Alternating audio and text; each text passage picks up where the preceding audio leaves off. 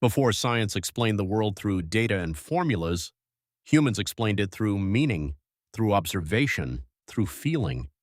They didn't just see nature as something physical, they experienced it as something alive.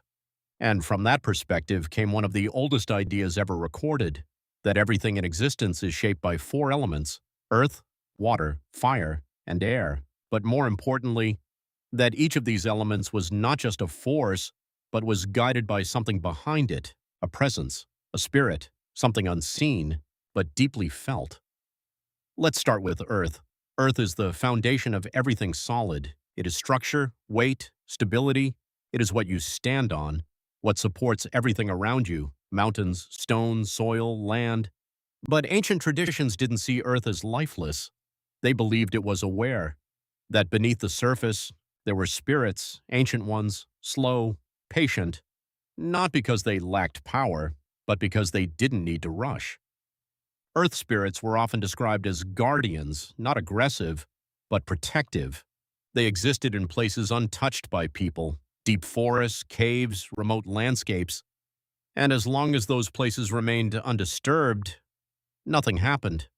But when balance was disrupted, the response came. Not instantly, but with force: ground shifting, stone breaking, subtle movements that didn't feel natural. People who claimed to sense these spirits often described a heavy presence, not fear, but pressure, like standing near something vast, something older than memory. Now, let's move to water. Water is the opposite of Earth in many ways. Where Earth is still, water moves, it flows, it adapts. It never holds one shape for long. Water represents emotion, depth, change, and unpredictability. It can be calm, a quiet lake, a slow river, but it can also be violent: storms, waves, currents that pull without warning. Because of this, water spirits were often seen as unpredictable, sometimes protective, sometimes dangerous. Stories describe voices near water, subtle sounds, movements beneath the surface, shapes that appear and disappear just as quickly.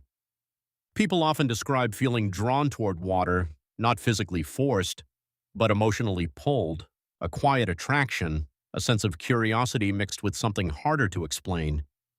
And once that feeling starts, it becomes difficult to ignore. Now let's move to fire. Fire is energy in motion. It transforms everything it touches, it destroys, but it also creates. It provides warmth, light, life, but it also consumes without hesitation. Fire spirits are often described as intense, reactive, immediate. They don't wait, they don't observe, they act. In many traditions, fire represents change: sudden, unstoppable, unpredictable. People who have experienced fire-related phenomena often describe heat appearing suddenly, flickering flames without clear cause, or a feeling of tension, like something is building. Right before release, fire doesn't hide, it demands attention, and once it grows, it spreads. Now we move to air. Air is the most subtle element. You cannot see it, but it is always there, moving, shifting, constantly surrounding you. It represents thought, movement, freedom, but also uncertainty. Air spirits are often described as the most difficult to understand because they are never still. They move quickly, silently, unseen. Stories often describe whispers carried by the wind, sounds that are almost clear, but not quite. Sudden changes in temperature, cold air in closed spaces, movements with no visible source. Unlike Earth, which feels heavy, or fire, which feels intense, air feels light, but that lightness is what makes it unsettling because it's always present, even when you don't notice it. Now, here's where everything connects. In ancient belief systems, these elements were not separate. They were part of a balance, each one influencing the others. Too much fire leads to destruction, too much water leads to flooding, too much air leads to instability, too much earth leads to stagnation, and the spirits connected to these elements were believed to maintain that balance, not perfectly, but continuously. They were not always seen as good or evil, they simply existed, responding to imbalance, reacting to disruption. Now, here's the deeper meaning. These stories were not just about fear, they were about understanding. Early humans didn't have scientific explanations, they had experience. They felt the ground move, they saw water rise, they watched fire spread, they heard the wind shift, and instead of seeing randomness, they saw intention. Now let's bring this to the present. Even today, we still respond to these elements emotionally. Water often feels calming, earth feels grounding, fire feels intense, air feels freeing, almost like something in us recognizes them, not consciously but instinctively. And whether you believe in spirits or not, that connection is still there. Now let's simplify everything. The four elements represent balance, structure and movement, stability and change, control and unpredictability.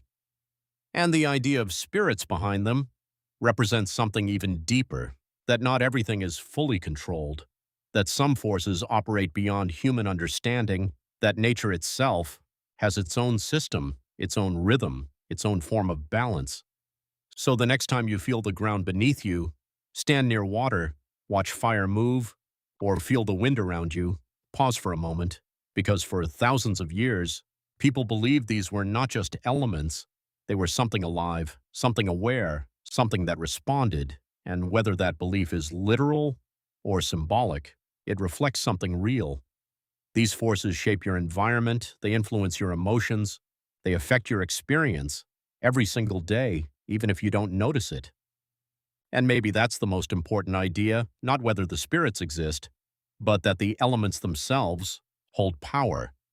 And that power is something humans have always tried to understand, but never fully control, because some forces are meant to be respected, not mastered. And sometimes, what we don't fully understand is what keeps everything in balance.